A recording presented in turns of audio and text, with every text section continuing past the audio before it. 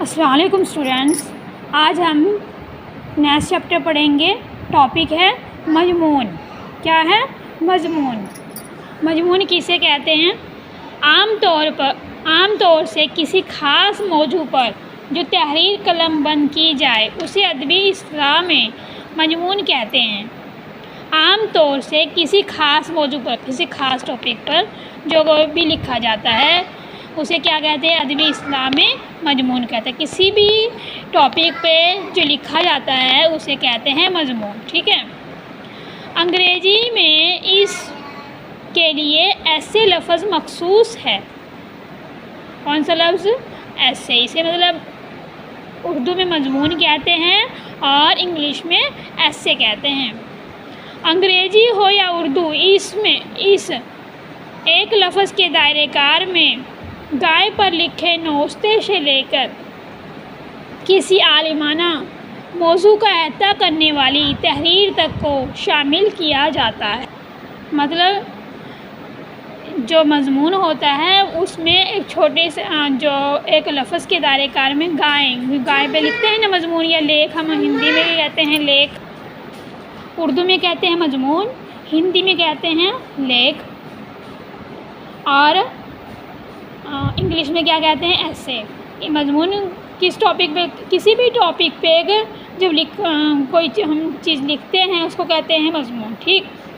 اور اس میں کیا آ جاتا ہے؟ ایک چھوٹا سا کہتے ہیں نا گائے پہ لیکھ لکھو، گائے پہ مضمون لکھو، ایک گائے سے لے کر مطلب گائے پہ جو لکھا جاتا ہے وہ مضمون، اس سے لے کر عالمانہ موضوع کا احاطہ کرنے والی تحریر تک کو شامل کیا جاتا ہے۔ اس میں چھوٹا سا گائے کے لیکھ سے لے کر عالمانہ یعنی کہ پورے ورلڈ کا جو مضمون ہوتا ہے، ورلڈ پر مضمون ہوتا ہے، جیسے کہ کمپیوٹر کا لیکھ ہے نا، کمپیوٹر کے فائد ہو گیا، یا ٹی وی کے فائد ہو گئے، اور اس کے علاوہ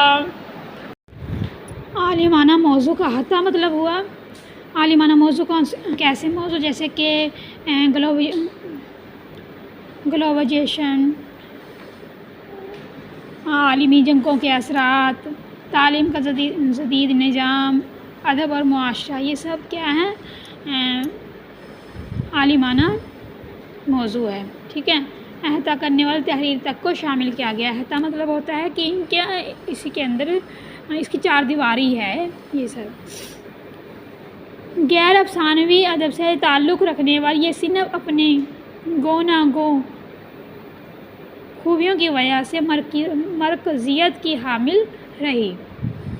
غیر افسانوی، یہ کیا ہے؟ غیر افسانوی، یہ افسانہ نہیں ہے، ادب سے تعلق رکھنے والی یہ صنف، اس کو ایک صنف کہا گیا ہے۔ اپنی گوناگوں یعنی کہ اپنی خوبیوں کی وجہ سے مرکزیت حاصل ہے۔ مرکزیت مطلب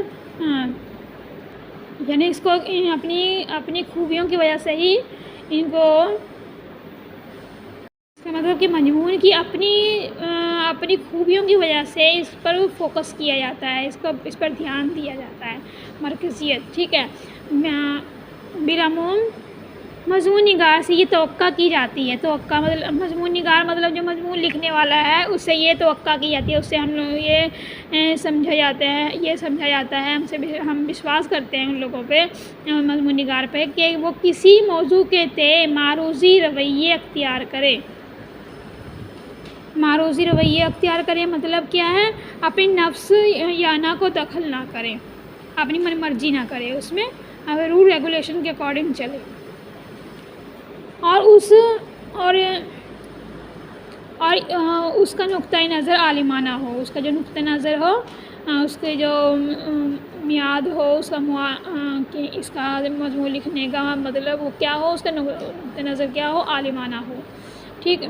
مضمون کے لیے یہ بھی ضروری ہے کہ لکھنے والا اپنی باتوں کو سلسلے وار طریقے سے بیان کرے۔ کیا ہے؟ کہ مضمون کے لیے یہ بھی ضروری ہے کہ لکھنے والا اپنی باتوں کو سلسلے وار طریقے سے بیان کرے، کہ لائن وار ایک چیز بتائے، ایسا نہیں کبھی کچھ بتا دے، کبھی کچھ بڑا بتا دیا ایسے، اور وہ اپنی موضوع کے تمام پہلوؤں پر قادر ہو، اپنے موضوع کے تمام پہلوؤں پر قادر ہو، مطلب جتنی بھی ان کے چیزیں ہیں لائن وار اس کو کمپلیٹ کرے، اس کے موضوع کمپلیٹ کرے۔ مضمون کی متعدد اقسام ہیں، مضمون کی کافی اقسام ہیں، متعدد الگ الگ اقسام ہیں، اور اکثر موضوع یا انداز تحریر کی وجہ سے انہیں الگ سے پہچانا جاتا ہے۔ کیا ہے ان کے موضوع کے جو انداز تحریر کی وجہ سے، ان کا جو ٹاپک کی وجہ سے انہیں الگ پہچانا جاتا ہے۔ جس تحریر میں شعر و ادب کی تفہیم اور تعبیر اور تشریح کی ہوگی اسے تنقیدی مضمون کہا جائے گا۔ کہ جس تحریر میں جو لکھا ہوا مضمون ہے اس میں اگر شعر و ادب کی تفہیم، اس کے بڑائی بیان کی ہو، اس کی کمیاں نکالی ہوں، ٹھیک ہے، اس کی تصریح کی ہو شعر و شاعری کی، اس کو کیا کہیں گے؟ تنقیدی مضمون کہیں گے۔ اور جس تحریر میں لکھنے والے کا نقطۂ نظر علمی ہو، ٹھیک ہے، جس تحریر میں لکھنے والے کا نقطۂ نظر علمی ہو اور تحریر کا اندازہ بھی عالمانہ شان کا حامل ہو اسے علمی مضمون کہتے ہیں۔ جس میں ایسا مضمون جس میں کہ علم حاصل ہو، اس سے ہمیں اچھی جانکاری ملے، ٹھیک، اس کو کہتے ہیں لٹریری ایسے، علمی مضمون۔ جس مضمون والے کا نقطۂ نظر جس مضمون میں لکھنے والا ظریفانہ رخ اختیار کرے اسے ظریفانہ مضمون کہا جائے گا۔ ظریفانہ مضمون کسے کہتے ہیں؟ جس میں طنز کیا ہو، مذاق، ہنسی مذاق کی ہو، اس کو کہتے ہیں ظریفانہ مضمون، ٹھیک۔ ایسا مضمون جس میں کیا ہے، کسی بات پہ طنز کیا ہو یا ہنسی مذاق کیا ہو، ٹھیک، اس کو کیا کہتے ہیں؟ ظریفانہ مضمون۔ جس تحریر کا انداز ذاتی یا نجی ہو، جس تحریر کو مطلب جو ٹاپک جس مضمون پہ کیا ہے انداز ذاتی ہو، اپنی ذاتی وجہ سے کچھ لکھ رہے ہیں، کچھ اپنا سمجھا رہے ہیں، اپنا کچھ نجی معاملے کو سمجھا رہے ہیں، بیان کی شگفتگی میں بھی قائم رہے، اسے انشاء کہتے ہیں، ٹھیک۔ سوال آتا ہے کہ انشاء کسے کہتے ہیں؟ کہ جس تحریر کا انداز ذاتی یا نجی ہو اور بیان کی شگفتگی بھی قائم ہو اسے کیا کہیں گے؟ انشاء کہیں گے، یہ یاد رکھنا ہے۔ غیر افسانوی نثر میں مضمون نویسی کی اہمیت اس وجہ سے بھی قائم ہوئی کیونکہ اس کا دائرہ کار نہایت وسیع رہا ہے۔ سر سید تحریک کے زمانے سے ہی ایسی تحریروں کے لیے ایک موافق ماحول قائم ہوا۔ سر سید تحریک کے زمانے سے ہی ایسی تحریروں کے لیے ایک موافق ماحول قائم ہوا ہے۔ سر سید کے مضامین ان کے زمانے میں مضمون نویسی کے ماڈل کی طرح دیکھے جاتے تھے۔ یہ مطلب سر سید کے مضامین ان کے زمانے میں مضمون نویسی کے ماڈل کی طرح دیکھے جاتے ہیں، یعنی کہ جو مضمون نگاری تھی نا، یہ بہت اچھے طریقے سے کس نے کیا تھا؟ سر سید احمد خان نے کیا تھا۔ انہوں نے انشاء بھی لکھا تھا، انہیں سے لوگوں نے سیکھا تھا۔ حالی اور شبلی سے لے کر مہدی فاضل تک ہر ادیب نے ایسے مضامین لکھے۔ ظرافت نگاروں نے ظریفانہ مضامین کا ایک طویل سلسلہ قائم کیا۔ جو ظرافت نگار ہیں، جو طنز کرنے والے رائٹر ہیں، انہوں نے ظریفانہ مضامین کا ایک طویل سلسلہ قائم کیا۔ صحافتی اور دیگر کاروباری ضرورتوں سے بھی مضمون نویسی کے فن کو استحکام حاصل ہوا۔ حالات اور ضرورت کے تحت اس صنف کی نئی قسمیں بنتی رہی ہیں۔ یہ تھا ہمارا چیپٹر مضمون، ٹھیک ہے، یہ ہمارا ٹاپک مضمون تھا۔